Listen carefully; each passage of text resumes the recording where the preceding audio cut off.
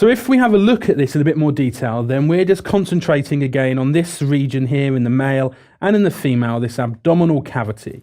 And we're stripping away the skin to look at the musculature that lies underneath. And this is what we can see in this cartoon here.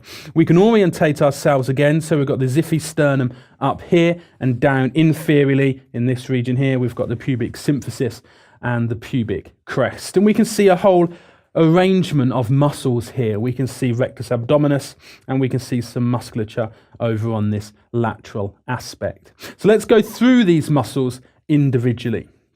Let's start with external oblique. External oblique is an important muscle and its fibers run downwards and forwards. So we can see external oblique's fibers running in this direction, like you're putting your hands in your pocket like this, running downwards and forwards towards the midline.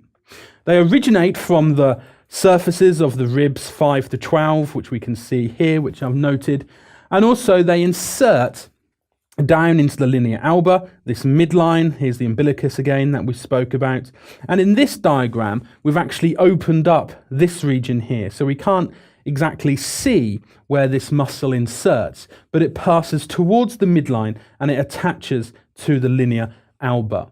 It also runs down and attaches to the inguinal ligament, which is down here, and it runs and attaches to the iliac crest and the pubic tubercle. We'll cover this in more detail as we go through.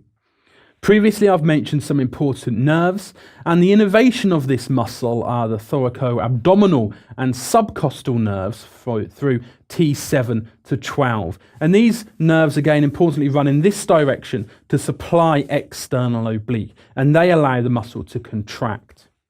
The action of these muscles, why do we have these muscles? What's the importance of them? Is to flex and to rotate the trunk. So movement of the trunk enables us to move from side to side, enabling us to flex our trunk. Importantly, and this is for all of the muscles which we'll cover, they enable the internal contents of the abdomen to be compressed. This is important when we defecate and if we vomit, how we can increase the pressure within the abdominal cavity by these muscles contracting, helping to expel feces, for example. Also, by doing this, they're putting pressure on the vertebral column. So as these muscles contract, they increase the pressure within the abdomen, and that effectively is like a football, a bag of air sitting against the base of a tree, the tree being the vertebral column. And that helps to stabilize us and support our vertebral column to keep us upright. So this muscle, external oblique, is important. We've spoken about it before, and it's important in moving and supporting the function of the internal environment. A muscle we can also see on this slide is rectus abdominis, and this muscle we've spoken about before. This time we can see it quite clearly. Its fibers running down in this direction.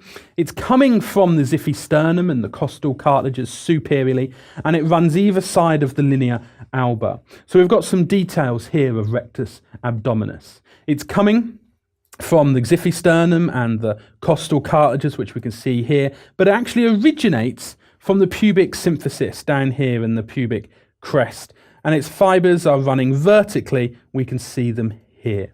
Importantly, we have a whole series of these little cartilaginous breaks within the muscle, and here we can see how they separate this band of muscle into various discrete regions, and this gives it its characteristic six-pack appearance.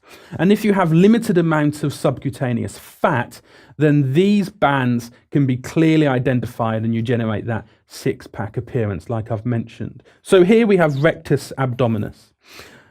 Similar nerve supply for this muscle, the thoracoabdominal and subcostal nerves from T6 through to T12. And again, these nerves are coming in this direction and they go to innervate the strap muscles, either side of the linea alba. We have one over on this side as well.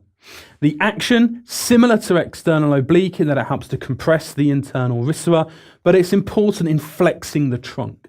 So to get a nice six-pack, you often do your sit-ups, and that's this muscle reducing the space from the xiphisternum down to the pubic symphysis. And by that, you're going to be doing your sit-ups, your stomach crunches. You just completed your first video of the world's best medical exam preparation.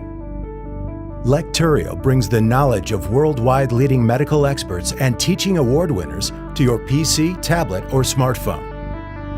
Prepare yourself and check your progress with thousands of quiz questions, customized to USMLE standards. And the very best, you can get in touch with our medical experts personally. Visit Lecturio.com now and continue with the most inspiring medical education around the globe, anytime, anywhere.